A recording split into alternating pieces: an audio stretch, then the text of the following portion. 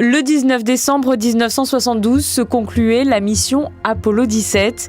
Depuis, cela fait 53 ans que l'homme n'est plus retourné sur la Lune. Mais ces dernières années, le satellite naturel de la Terre a retrouvé une certaine popularité auprès des agences spatiales internationales, et notamment l'ESA, l'agence européenne. Le groupe Venturi Space développe actuellement dans ses locaux français à Toulouse un rover lunaire européen qui pourrait justement prendre part à cette nouvelle mission envisagée par l'ESA. Alors l'idée de ce breadboard numéro 1, Mauna Luna, c'est de montrer la capacité de faire un rover de grande taille. Il pourra faire entre 750 kg et 1000 kg. On pourra transporter dessus jusqu'à 350 kg de charge utile, de payload. Et ça, c'est très intéressant pour l'ESA et le CNES, afin d'emmener des expériences sur la Lune, afin de faire de l'exploration sur la Lune. L'idée, c'est aussi d'utiliser des moyens de transport européens, c'est-à-dire Ariane 6.4. Et en ce moment, l'ESA est en train de développer un alunisseur qui s'appellera l'Argonaut. Et donc, on fait un rover compatible avec l'Argonaut et la fusée Ariane.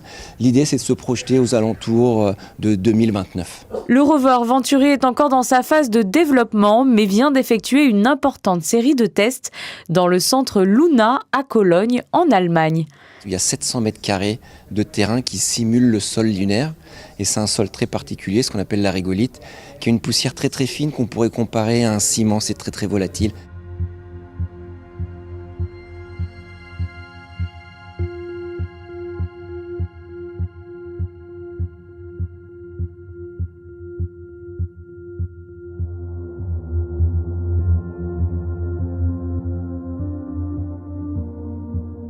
C'est un démonstrateur terrestre sur lequel on a mis les roues lunaires hyper déformables, les batteries qu'on fait à Monaco et l'électronique de Toulouse. C'est un travail de 3 sites en même temps.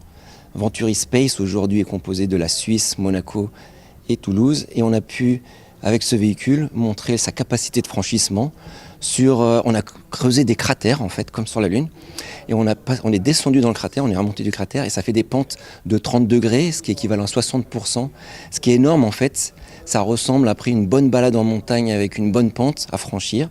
Et grâce aux roues déformables aussi, on a pu montrer sa capacité de traction.